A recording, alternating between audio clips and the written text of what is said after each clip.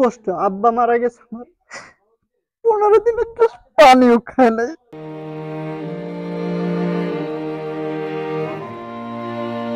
ওই গাছ কাটতে গেলাম ওই বুলবুলি বন্যার দিকে, মানে 19 সালের লাস্ট মাস 19 তারিখে বুধবার দিন 11টা 11:30 অনুমানিক এই টাইম আমি গাছে থেকে কাটতে যে ওই মানে নিচে পড়ে গেছি, কুড়াল ফালাই দিছি, ফালাই আমি পড়ে গেছি, কোন যা কিভাবে পড়ছে এটা আমি জানি না, এটা আমার মনে নেই। এই কাঁটা ধরে ওই কাঠের উপর খাটের উপর থেকে নৌকায় নিয়ে আমার অ্যাম্বুলেন্সে তুলছে, তুলে আমার খুলনা নিয়ে গেছে।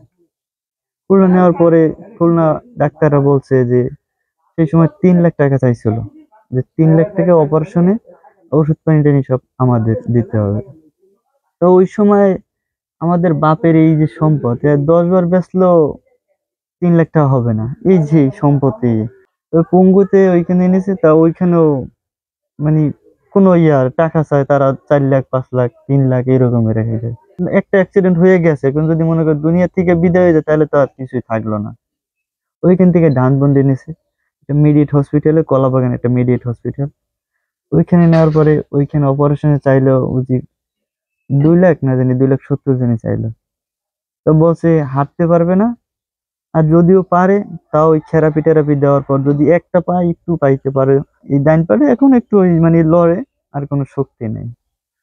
তো বলছে মারা যাবে না, কিন্তু হুইল চেয়ারে চলাচল করতে পারবে।